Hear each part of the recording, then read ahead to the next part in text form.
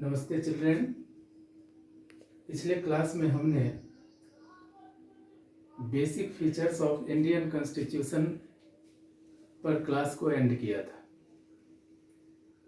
Among these features we have learned about the type of constitution, rigid as well as flexible constitution।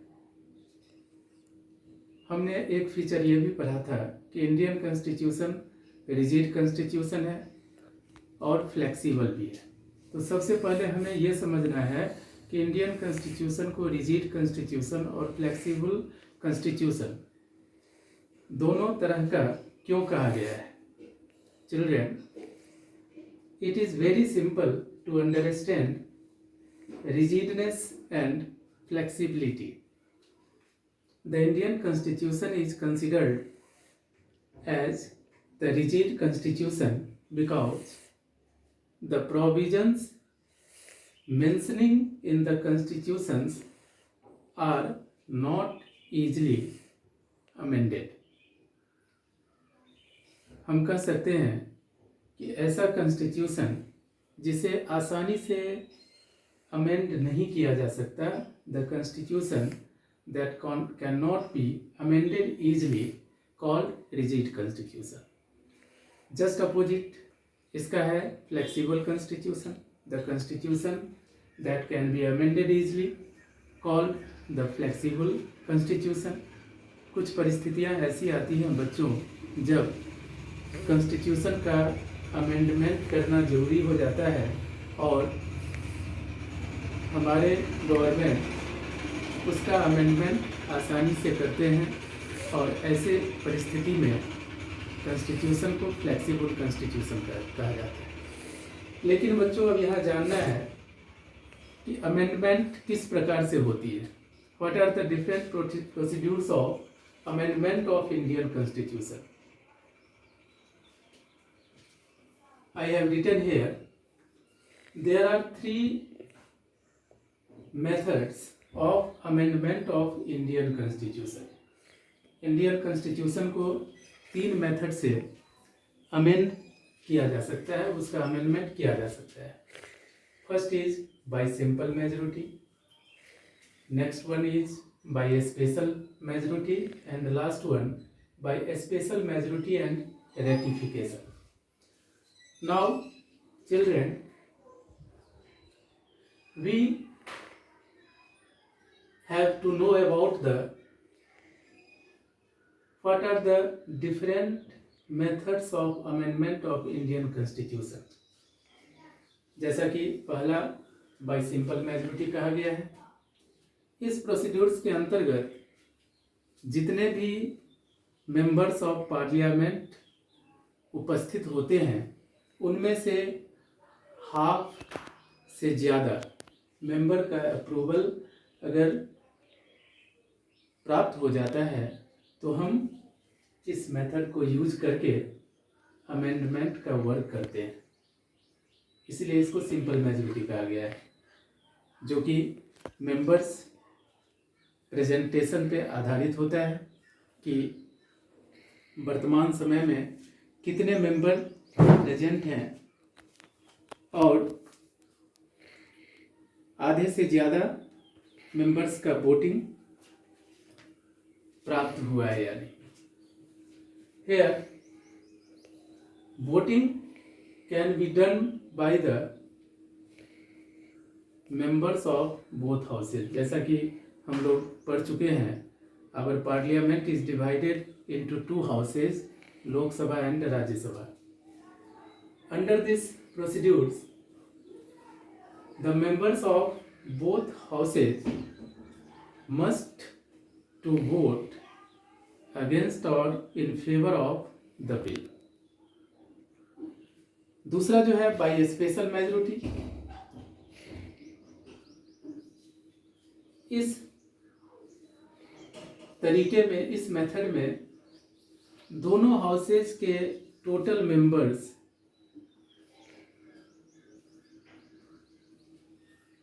का absolute majority की जरूरत होती है। और ये एब्सोल्यूट मेजॉरिटी 2/3 पोर्शन को कहा जाता है। When 2/3 majorities of both houses to obtain for the passing of bill, this method is called by a special majority। इसमें जो स्ट्रेंथ होता है पार्लियामेंट का, उसका 2/3 मेजोरिटी प्राप्त करना आवश्यक हो जाता है। Children, in our country most of the bill are passed through this method. हमारे कंट्री में जो अधिकतर बिल पास किए जाते हैं वो बाय स्पेशल मेजोरिटी के द्वारा। There is another method by special majority and ratification. यहाँ पर जो ये पार्ट है ये यही है जो सेकेंड मेथड है, लेकिन इसके साथ साथ रेटिफिकेशन जुड़ गया है।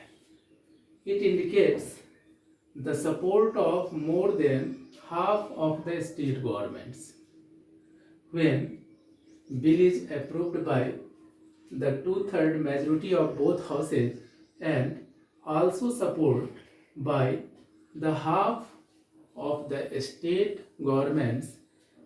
This method is called by a special majority and ratification।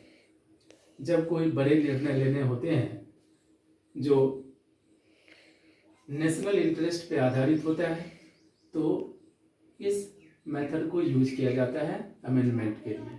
जैसा कि अभी हाल में जीएसटी का इम्प्लीमेंटेशन हुआ है। बच्चों, आप जीएसटी का फुल फॉर्म जानते होंगे, गुड्स एंड सर्विस टैक्स। इसके इम्प्लीमेंटेशन में एक लंबा समय लगा, क्योंकि ये इंटायर नेशन के इंटरेस्ट पे आधारित था और इसे इम्प्लीमेंट करने के लिए इस मेथड को यूज किया जाना था। Now children, go ahead. We are going to know about the India. What are the features of our country India? Which type of features we have entitled by our constitution? Here some features are collected. First, a sovereign, socialist, secular and democratic republic country.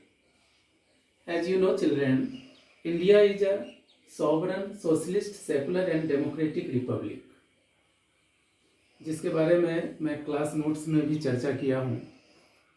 Sovereign हम जो संप्रभुता से संपन्न होता है उसे कहते हैं, अर्थात जिस पर किसी बाहरी ताकत का कोई प्रभाव नहीं होता।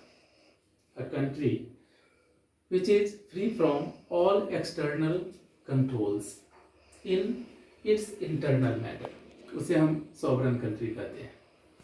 सोशलिस्ट, सेकुलर, ये सभी आप जानते होंगे, जहाँ पर जो कंट्री का प्रॉपर्टी होता है वो मोस्टली पब्लिक वेलफेयर के लिए यूज किया जाता है। Secular, where every citizen is free to follow any religion, the state has not any religion, जहाँ पर प्रत्येक सिटीजन किसी भी धर्म को फॉलो करने के लिए फ्री हो, कंट्री का उसमें किसी भी प्रकार का इंटरफेरेंस ना हो। तो इस तरह से इंडिया को sovereign, socialist, secular, democratic republic country कहा गया है। Next one is India has parliamentary form of government. First we are going to know what is parliamentary form of government. This system indicates a close relationship between legislature and executive. As you learned in previous classes, each level of government in India having 3 organs: legislature, executive and judiciary. The parliamentary form of government indicates the close relationship between legislature and executive. अर्थात legislature और executive के बीच जो close relationship होता है, ऐसा government parliamentary form of government कहलाता है। Provision federal as well as unitary form of government. Children, Indian government federal form का गवर्नमेंट भी कहलाता है और इसके साथ साथ यूनिटरी फॉर्म भी कहलाता है, जबकि ये फेडरल और यूनिटरी दोनों वर्ड में काफ़ी विभिन्नता है।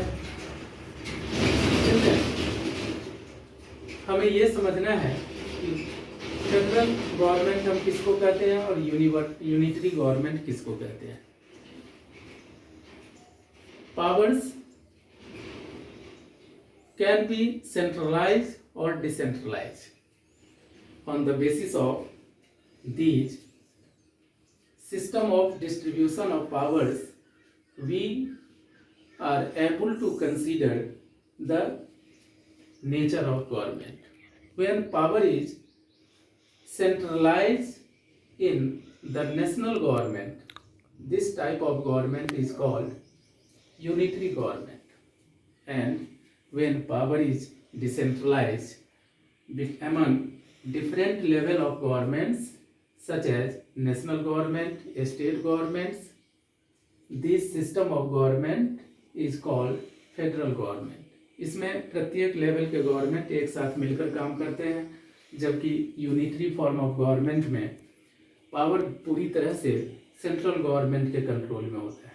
इस तरह से हम कह सकते हैं कि जब पावर को सेंट्रल गवर्नमेंट के कंट्रोल में सेंट्रलाइज कर दिया जाए, केंद्रित किया जाए, तो उसे हम यूनिटरी फॉर्म ऑफ गवर्नमेंट कहते हैं, जबकि इसके अपोजिट जब पावर को डिसेंट्रलाइज कर दिया जाए, डिफरेंट लेवल ऑफ गवर्नमेंट में बांट दिया जाए, तो उसे हम फेडरल फॉर्म ऑफ गवर्नमेंट कहते हैं। Now another provision is universal adult franchise. In our country every adult citizen who is 18 years or more than 18 years entitled to vote in elections. This provision is known as the universal adult franchise, and this provision try to abolish discrimination, inequality from the society.